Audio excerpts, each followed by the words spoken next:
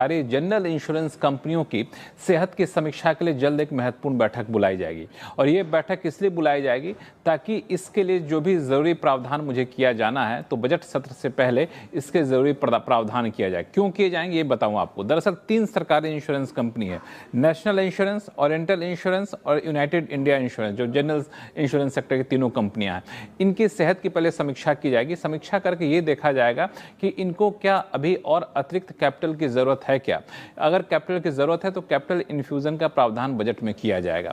और इसलिए इनकी समीक्षा की जाएगी क्योंकि सरकार ने पहले कहा था कि 3 जनरल इंश्योरेंस सेक्टर की सरकारी कंपनियों का मर्जर किया जाएगा। फिर बाद में हुआ कि नहीं, उनमें से किसी एक को हम लिस्ट करेंगे, उसका प्राइवेटाइज करेंगे, उसका निजीकरण किया जाएगा। तो इन सारे पुराने प्रस्तावों पर सरकार फिर से सक्रिय होकर के विचार करना चाहती है। विचार करने के पीछे वजह है कि बीच में इन कंपनियों की हालत सुधरी थी, लेकिन फिर कुछ एक क्वार्टर में इनकी हालत थोड़ी सी कमजोर हुई है।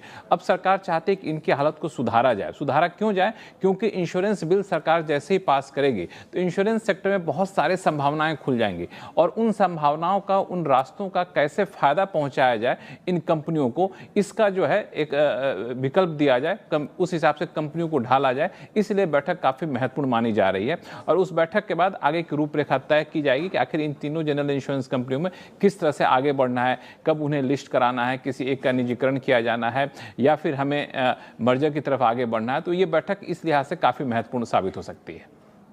ओके, इस हिसाब से काफ़ी महत्वपूर्ण साबित हो सकती है। कुछ लक्ष्मण जी, गुड आफ्टरनून, कुछ हिंट है कि कौन सी कंपनी जो आप कह रहे हैं आगे जाकर जिसको प्राइवेटाइजेशन की बात हो रही है, मतलब कोई एक पर्टिकुलर नाम या कुछ 2-3 नाम जो दिमाग में हो?